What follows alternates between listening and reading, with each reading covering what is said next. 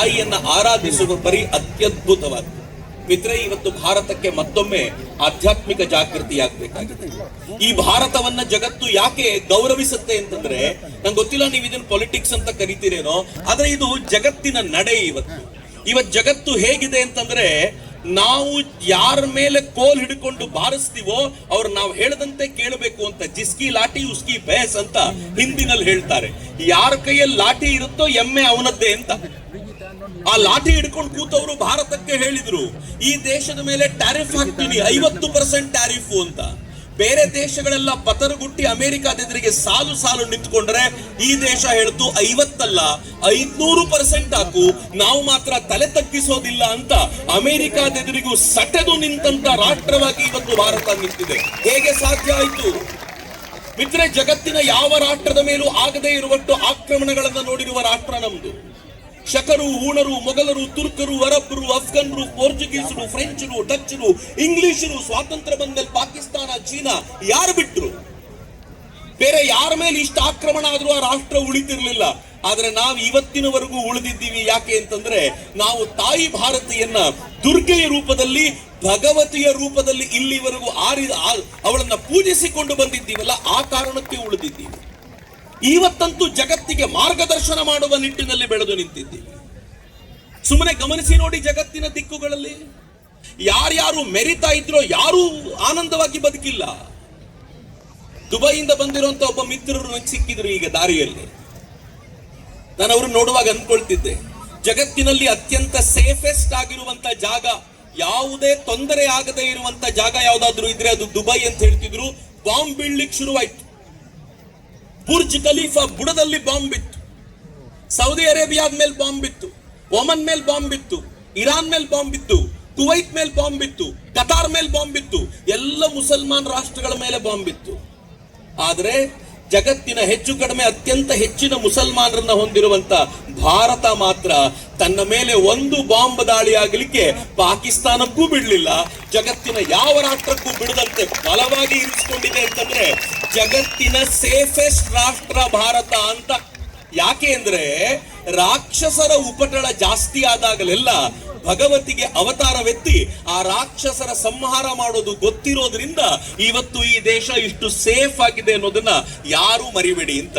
ಇಷ್ಟೆಲ್ಲ ತಾಯಿ ಕೊಟ್ಟಿರುವಾಗ ಆಕೆ ಯಾವ ಜಾಗದಿಂದ ಬಂದ್ಲೋ ಆ ಜಾಗದಲ್ಲಿ ಒಂದು ಗೌರವ ಸೂಚಕವಾಗಿ ನಾವೊಂದು ಆರತಿ ಮಾಡಬೇಕು ಅನ್ನೋ ಒಂದು ಪುಟ್ಟ ಪ್ರಯತ್ನ ಇಲ್ಲಿ ಮಾಡ್ತಿರೋದಷ್ಟೇ. ಮಿತ್ರ, ಇವತ್ತಿನ ಭಾರತ ಹೊಸ ಭಾರತ, ಇದು ಹಳೆಯ ಭಾರತ ಅಲ್ಲ. ಇಲ್ಲಿ ತುಂಬಾ ತರುಣರಿದ್ರೆ, ಜೆನ್ ಝೀನವರಿದ್ರೆ ಅವರಿಗೆ ಎಕ್ಸ್ಪ್ಲೈನ್ ಮಾಡೋದು ಕಷ್ಟ. ಯಾಕೆಂದ್ರೆ ಅವ್ರು ಹುಟ್ಟಿದಾಗ್ಲಿಂದ ಒಳ್ಳೆ ಭಾರತ ನೋಡಿದ್ದಾರೆ. ಯಾರ್ಯಾರು ಜೆನ್ಸಿಗಿಂತ ಒಂದ್ ಸ್ವಲ್ಪ ಹಿಂದಿನ ಜನರೇಷನ್ ಇದೆಯೋ ಅವ್ರಿಗೆ ಗೊತ್ತು ಹೇಗಿತ್ತು ಭಾರತ ಅಂತಂದ್ರೆ. ಫ್ರೆಜೈಲ್ 5 ಕಂಟ್ರಿನಲ್ಲಿ ಒಂದು ರಾಷ್ಟ್ರವಾಗಿತ್ತು. ಯಾವತ್ತಿ ರಾಷ್ಟ್ರ ಎಕನಾಮಿಕಲಿ ಬಿದ್ದೋಗುತ್ತೆ ಅಂತ ಗೊತ್ತಿರಲಿಲ್ಲ. ಆದ್ರೆ ಇವತ್ತು ಭಾರತ ಜಗತ್ತಿನ 4ನೇ ಶ್ರೀಮಂತ ರಾಷ್ಟ್ರ.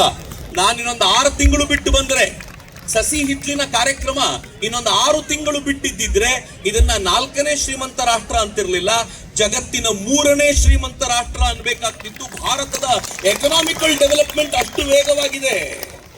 ನೀವು ಅಕಸ್ಮಾತ್ ಇವತ್ತು ಇಲ್ಲಿ ಕೂತಿರೋರು ಒಂದು ಸಂಕಲ್ಪ ಮಾಡಿ, ಯಾರು ತುಂಬಾ ಬಡವರಿದ್ದಾರೋ, ದಾರಿದ್ರ್ಯದಲ್ಲಿದ್ದಾರೋ ಅವರಿಗೆ ನಾನು 50 ರೂಪಾಯಿ ಕೊಡ್ತೀನಿ ಅಂತ ನೀವು ಸುಮ್ಮನೆ ನಿಶ್ಚಯ ಮಾಡಿ, ನೀವು ಮಾರ್ಕೆಟ್ ಅಲ್ಲಿ ಹೋದ್ರೆ ದಾರಿದ್ರ್ಯದಲ್ಲಿರುವಂತ ಒಬ್ಬ ವ್ಯಕ್ತಿ ಸಿಗೋದು ಕಷ್ಟ.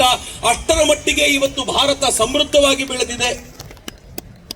ಇವತ್ತು ಭಾರತ ಹೇಗೆ ನಿಂತಿದೆ ಅಂತಂದ್ರೆ, ಯಾವ ಒಂದು ಮಂದಿರಕ್ಕೋಸ್ಕರ 500 ವರ್ಷಗಳ ಕಾಲ ನನ್ನ ತಂದೆ, ನನ್ನ ತಾತ, ನನ್ನ ಮುತ್ತಾತ, ನನ್ನ ಮುತ್ತಾತನ ತಂದೆ, ಅವನ ತಾತ ಎಲ್ಲರೂ ಹೋರಾಟ ಮಾಡಿದ್ರು. ಅವರೆಲ್ಲರೂ ಪಡ್ಕೊಳ್ಳಿಕ್ಕಾಗಿರ್ಲಿಲ್ವೋ ಆ ರಾಮ ಮಂದಿರವನ್ನ 500 ವರ್ಷಗಳ ನಂತರ ನಿರ್ಮಾಣ ನಾವು ಮಾಡ್ಕೊಂಡಿದ್ದೀವಿ. ಭಾಗ್ಯವಂತರು. ನಂಗೆ ಗೊತ್ತಿದೆ, ಇಲ್ಲಿರುವಂತ ಹೆಚ್ಚು ಕಡಿಮೆ 50ರಿಂದ 60% ಜನ ಅಯೋಧ್ಯೆಗೆ ಹೋಗಿ ಬಂದಿದ್ದೀನಿ. ಯಾರ್ಯಾರು ಹೋಗ್ಲಿಲ್ವೋ ಹೋಗಿ ಬನ್ನಿ. ಯಾಕೆಂದ್ರೆ ನಾನು ನೀವು ರಾಮ ಮಂದಿರಕ್ಕೋಸ್ಕರ ಏನು ಹೋರಾಟ ಮಾಡಿದ್ದೀವೋ ಗೊತ್ತಿಲ್ಲ, ಯಾರ್ಯಾರೋ ಹೋರಾಟ ಮಾಡಿದ್ರು. ಆದ್ರೆ ಭಗವಂತ ಗಿಫ್ಟ್ ನಮಗೆ ಕೊಟ್ಟ. ನಿಮ್ಮ ಕಾಲದಲ್ಲಿ ನಾನು ಹೋಗಲ್ಲಿ ಕೂತ್ಕೊಳ್ತೀನಿ, ನನ್ನ ವೈಭವವನ್ನ ನೋಡಿ ಅಂತ ರಾಮ ಮಂದಿರ ಆಯ್ತು. ಕಾಶಿಯ ವಿಶ್ವನಾಥ, ಯಾರು ಭಗವತಿಯನ್ನ ಇಲ್ಲಿಗೆ ಕಳಿಸಿಕೊಟ್ಟಿದ್ದಾನೋ ಆ ಶಿವ ತನ್ನ ಕೈಲಾಸದಿಂದ ಭಗವತಿಯನ್ನ ಕಳಿಸಿಕೊಟ್ಟವನು, ಆತನಿಗೆ ಜಾಗ ಇರಲಿಲ್ಲ. ಇವತ್ತು ಈ ಬೀಚ್ ನಲ್ಲಿ ನಾವು ಎಷ್ಟು ಜನ ಕೂತಿದ್ದೀವಲ್ಲ, ಅದರ ಅದರ 100% ಜಾಗ ಕಾಶಿಯ ವಿಶ್ವನಾಥನಿಗೆ ಇರಲಿಲ್ಲ. ಇವತ್ತು ಆ ವಿಶ್ವನಾಥನ ಕಾರಿಡಾರ್ ಎಷ್ಟು ದೊಡ್ಡದಾಗಿದೆ ಅಂತಂದ್ರೆ ವಿಶ್ವನಾಥ ಬಹಳ ಹೆಮ್ಮೆಯಿಂದ ಇವತ್ತು ಮೆರೆದು ಕುಳಿತಿದ್ದಾನೆ. ಅದು ಹೆಮ್ಮೆ ಪಡುವಂತ ಸಂಗತಿ ನಮ್ಮ ಕಾಲಘಟ್ಟದಲ್ಲಾಯ್ತು. ಇನ್ನು ಸ್ವಲ್ಪ ದಿನಗಳಲ್ಲೇ ಮಥುರೆಯ ಕೃಷ್ಣ ಕೂಡ ಜೈಲಿನಿಂದ ಆಚೆ ಬಂದು ಸಮರ್ಥವಾಗಿ ಕೂತ್ಕೊಳ್ತಾನೆ. ತಲೆ ಕೆಡಿಸ್ಕೊಳ್ಳುವ ಅಗತ್ಯ ಇಲ್ಲ. ಯಾಕೆಂದ್ರೆ ಭಾರತ ಹೊಸದಾಗ್ತಾ ಇದೆ. ಇದನ್ನು ಮೀರಿದ ಒಂದು ಆಶ್ಚರ್ಯದ ಸಂಗತಿ ಹೇಳ್ತೀನಿ ಮಿತ್ರರೇ, ನೆನಪಿಟ್ಕೊಳ್ಳಿ. ಎಂಥ ಕಾಲಘಟ್ಟದಲ್ಲಿದ್ದೀವಿ ನಾವು. ಕಳೆದ 2-3 ವರ್ಷಗಳ ಹಿಂದೆ ಗುಜರಾತಿನ ಕಚ್ಚಿನ ಭೂಮಿಯೊಳಗಿಂದ, ಕಚ್ಚಿನ ಮರಳಿನೊಳಗಿಂದ ಒಂದು ಅದ್ಭುತವಾಗಿರುವಂತಹ ಶಿವಲಿಂಗ ಸಿಕ್ಕಿತು. ಕೆಂಪು ಕಲ್ಲಿನ ಶಿವಲಿಂಗ. ಅಂತ ಸುಂದರವಾದ ಶಿವಲಿಂಗವನ್ನ ಬಹುಶಃ ಈ ದೇಶದಲ್ಲಿ ಯಾರು ನೋಡೇ ಇರಲಿಲ್ಲ. ಅದಾದ ಕೆಲವು ತಿಂಗಳ ನಂತರ ಕೃಷ್ಣಾ ನದಿಯಲ್ಲಿ ಒಂದು ರಾಮನ ವಿಗ್ರಹ ಸಿಕ್ತು. ರಾಮ ವಿಗ್ರಹ ಎಷ್ಟು ಸುಂದರವಾಗಿತ್ತು ಅಂತಂದ್ರೆ ಅಯೋಧ್ಯೆಯ ರಾಮ ಮಂದಿರದಲ್ಲಿದ್ದಂತ ವಿಗ್ರಹ ಇದು ಅಂತ ಹೇಳ್ತಿದ್ರು. ಬಹಳ ಜನ ಗೊತ್ತಿರ್ಲಿಕ್ಕಿಲ್ಲ. ಕಳೆದ 2-3 ದಿನಗಳ ಹಿಂದೆ ಅಥವಾ 4-5 ದಿನಗಳ ಹಿಂದೆ ತೆಲಂಗಾಣದಲ್ಲಿ ಭೂಮಿಯ ಅಡಿಯಲ್ಲಿ ಅತ್ಯಂತ ಸುಂದರವಾಗಿರುವ ವಿಷ್ಣುವಿನ ವಿಗ್ರಹ ಸಿಕ್ಕಿದೆ. ನಾನು ಕೇಳಿದ್ರೆ ಯಾರೋ ಒಬ್ರು ಇಷ್ಟೊಂದು ವಿಗ್ರಹ ಹೇಗ್ ಸಿಗ್ತಾ ಇದೆ ಅಂತ. ನಾನು ಅದಕ್ಕೆ ಹೇಳಿದೆ, ಭಗವಂತನಿಗೂ ಈಗೊಂದು ಕಾನ್ಫಿಡೆನ್ಸ್ ಬಂದಿದೆ. ಈಗ ನಾನು ಎದ್ದು ಬಂದ್ರೆ ಇವರೆಲ್ಲ ನನ್ನ ಚೆನ್ನಾಗಿ ನೋಡಿಕೊಳ್ತಾರೆ, ನನ್ನ ನೋಡಿಕೊಳ್ಳುವಂತ ಜನ ಈಗಿದ್ದಾರೆ ಅಂತ ಮುಚ್ಚಿಟ್ಟುಕೊಂಡಿದ್ದ ದೇವರು ಕೂಡ ಹೊರಗೆ ಬರುವಂತ ಅತ್ಯದ್ಭುತವಾದ ಕಾಲಘಟ್ಟದಲ್ಲಿ ನಾವಿದ್ದೀವಿ. ಈ ಕಾಲಘಟ್ಟದಲ್ಲಿ ಈ ಪರಂಪರೆಯನ್ನು ಮುಂದುವರಿಸಿಕೊಂಡು ಹೋಗುವಂತ ಶಕ್ತಿಯನ್ನಷ್ಟೇ ನಾವು ಪಡ್ಕೊಳ್ಬೇಕಾಗಿದೆ. ಪಡ್ಕೊಳ್ಬೇಕಾದ್ರೆ ಏನ್ ಮಾಡಬೇಕು? ಇತ್ತೀಚೆಗೆ ರಾಷ್ಟ್ರೀಯ ಸ್ವಯಂ ಸೇವಕ ಸಂಘದ 100ನೇ ವರ್ಷ ನಡೀತಾ ಇದೆ. ಇಡೀ ಕಾರ್ಯಕ್ರಮ ಈ ವರ್ಷ ಬರೀ ಅಷ್ಟು ಮಾತ್ರ ಅಲ್ಲ. ಈ ವರ್ಷ ಎಷ್ಟು ವಿಶೇಷವಾಗಿರುವಂತ ವರ್ಷ ಅಂತಂದ್ರೆ ಈ ವರ್ಷ ವಂದೇ ಮಾತರಂ ಅನ್ನೋ ಗೀತೆಗೆ 150 ವರ್ಷ. ಈ ವರ್ಷ ಸರ್ದಾರ್ ಪಟೇಲ್ರು ಅವರು ಹುಟ್ಟಿ 150 ವರ್ಷ.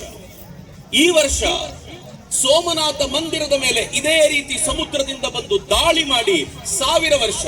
ದಾಳಿ ಮಾಡಿದ್ದ ಖುಷಿಯಲ್ಲ, ಆದರೆ ಪ್ರತಿ ಬಾರಿ ದಾಳಿ ಮಾಡಿದಾಗ್ಲೂ ನಮ್ಮ ಮಂದಿರವನ್ನ ವಾಪಸ್ ಕಟ್ತೀವಿ ಅಂತ 75 ವರ್ಷಗಳ ಹಿಂದೆ ಆ ಮಂದಿರದ ಪುನರ್ ನಿರ್ಮಾಣ ಮಾಡಿ ವೈಭವಯುತವಾಗಿ ಆ ಮಂದಿರವನ್ನ ಸಮಾಜಕ್ಕೆ ಸಮರ್ಪಣೆ ಮಾಡಿ ಅದಕ್ಕೆ 75 ವರ್ಷ.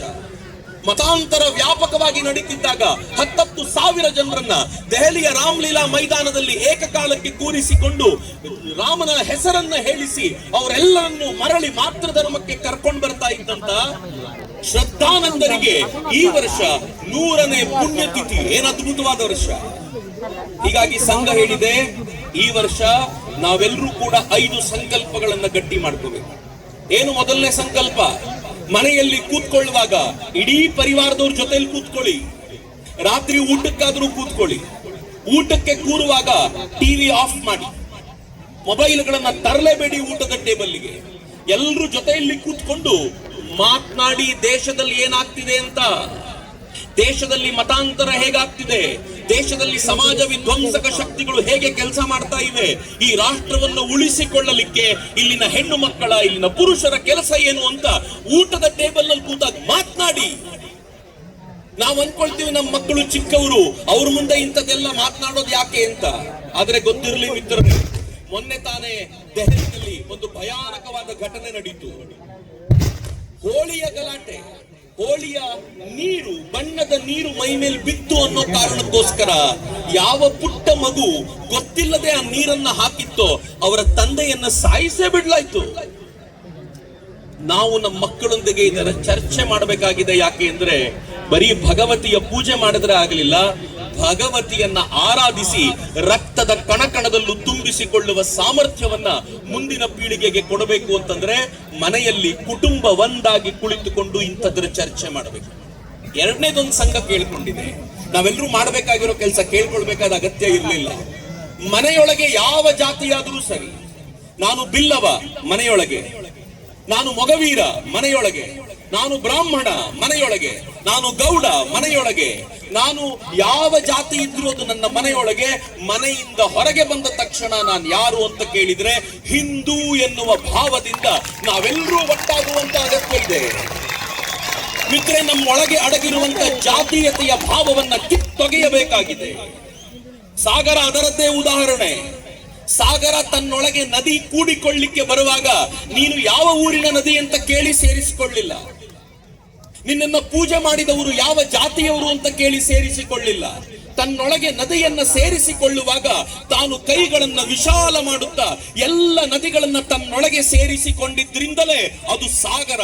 ಏನ್ ಬೋರ್ಗರಿತಿದೆ ನೋಡಿ. ಹಿಂದೂ ಸಮಾಜ ಇವತ್ತು ಸಾಗರವಾಗಬೇಕಾಗಿದೆ. ನಿನ್ನ ಜಾತಿ ಯಾವುದು ಅಂತ ಕೇಳಿ ಮನೆಗೆ ಸೇರಿಸೋದಲ್ಲ, ನಿನ್ನ ಜಾತಿ ಯಾವುದು ಅಂತ ಕೇಳಿ ನನ್ನ ದೇವಸ್ಥಾನಕ್ಕೆ ಸೇರಿಸೋದಲ್ಲ. ನೀನು ಹಿಂದೂವಾಗಿದ್ರೆ ನಾನು ಕೈ ಅಗಲಿಸ್ತೀನಿ, ಬಾ ನನ್ನೊಂದಿಗೆ ಸೇರಿಕೋ ಅಂತ ಹಿಂದೂ ಸಮಾಜವನ್ನ ವಿಶಾಲವಾದ ಸಾಗರದಂತೆ ಮಾಡಬೇಕಾದಂತ ಅಗತ್ಯ ಇದೆ. ನಾವು ಸಾಗರ ಮಾಡೋಣ, ಹಿಂದೂ ಸಮಾಜವನ್ನ ಸಾಗರ ಮಾಡೋಣ. ಮುಂದಿನ ಪೀಳಿಗೆಯವರು ಆ ಸಾಗರಕ್ಕೆ ಆರತಿ ಬೆಳಗ್ತಾರೆ. ಆ ಬೆಳಗುವ ಕಾಲ ಬರಲಿ ಅಂತ ಪ್ರಾರ್ಥಿಸಿಕೊಳ್ಳೋಣ. ಸಂಘ ಕೇಳ್ಕೊಂಡಿದೆ, ನಾವಿನ್ ಮುಂದೆ ಸ್ವದೇಶಿ ವಸ್ತುಗಳ ಕುರಿತಂತೆ ಕೆಲಸ ಮಾಡಬೇಕಾಗಿದೆ. ಯಾಕೆ ಸ್ವದೇಶಿ ವಸ್ತು?